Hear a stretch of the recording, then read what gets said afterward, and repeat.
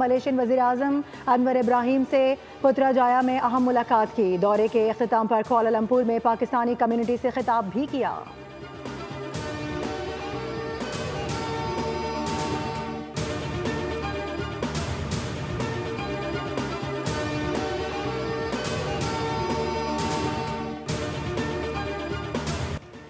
फितनौल हिंदुस्तान की बलूचिस्तान में दहशतगर्दी। कोयटा से पंजाब जाने वाली 2 बसों के 9 मुसाफिरों को उतार कर सफाकी से शहीद किया।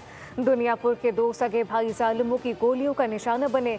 गुजरात का बिलाल और मुजफ्फरगढ़ का आसिफ भी शहीद हो गया। अटकता मोहम्मद भी भेंट चढ़ गया। लाशें आबा इलाके पहुंचा दी गई। दुनियापुर में 2 भाइयों की मैयतें घर पहुंचने पर हर आतशबार। दोनों भाइयों की नमाज जनाजा अदा। सिविल सोसाइटी और शहरियों की बड़ी तादाद में शिरकत।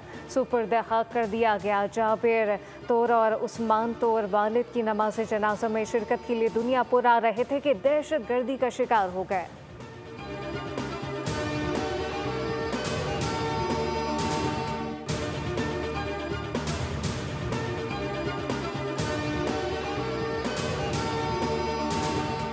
भारत का खेलों को सियासत में झोंकने का सिलसिला जारी। पाकिस्तान हॉकी टीम का आइंदा माह भारत में एशिया कप में शिरकत से इनकार।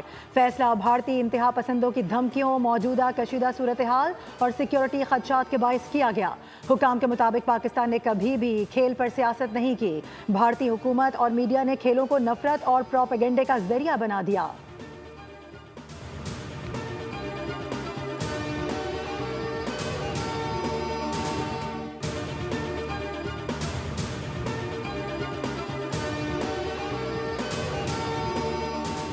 एशियन क्रिकेट काउंसिल के ढाका में होने वाले इजलास से मुतालिक कशीदगी बढ़ने लगी। भारतीय हुकूमत भारतीय बोर्ड की भी सालाना इजलास में शिरकत न करने के लिए लॉबिंग।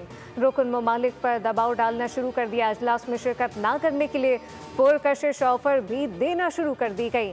ICC के चेयरमैन जय शाह भी लॉबिंग में पेश। श्रीलंका के बाद ओमान ने भी भारत के मौक़िफ़ की हिमायत कर दी। जय शाह रुकन ममालिक को ढाका का इजलास में शिरकत न करने पर जोर डालने लगे। रुकन ममालिक की अक्सरियत सालाना इजलास ढाका में होने के हक में है, जबकि सदर ACC मोहसिन नकवी ने 22 जुलाई को इजलास तलब कर रखा है। रुकन ममालिक 23 जुलाई को ढाका में इकट्ठे होंगे।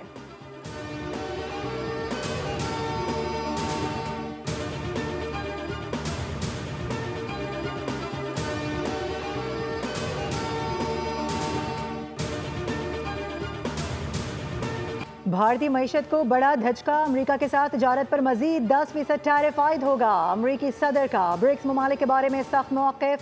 कहा कि टैरिफ के हवाले से भारत